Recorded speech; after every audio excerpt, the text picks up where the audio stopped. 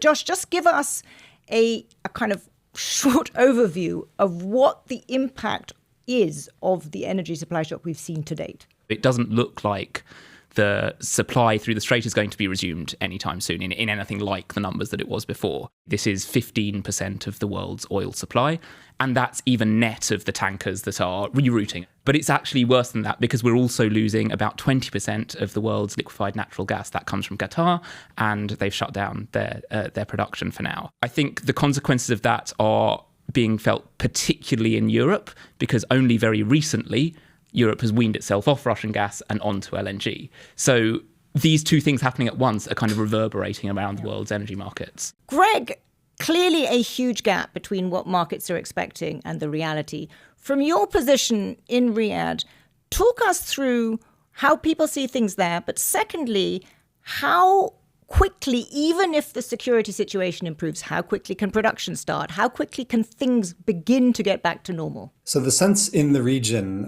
is very much that this is going to be a continued disruption. And it's not just because of the security situation. It's because even if the strait reopens tomorrow, even if the war ends and there is safety for vessels passing through, there are going to be physical constraints to restarting production and getting oil and gas moving. If you look at the oil industry, there are, in Kuwait, for example, and some other countries in the Gulf, firms that are starting to shut down their oil wells because they're running out of storage for the oil they're pulling out of the ground. So they're doing what's called shutting in their wells.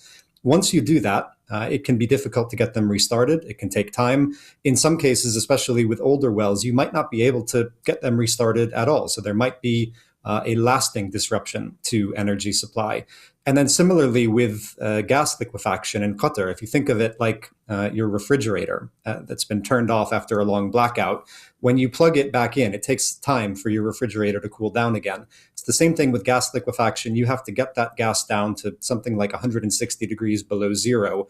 The whole plant has to be cooled to that temperature. Once you turn it back on, that doesn't happen immediately. So we're looking at, in terms of physical disruption, probably a month or more before we can get back to pre-war levels of oil and gas output.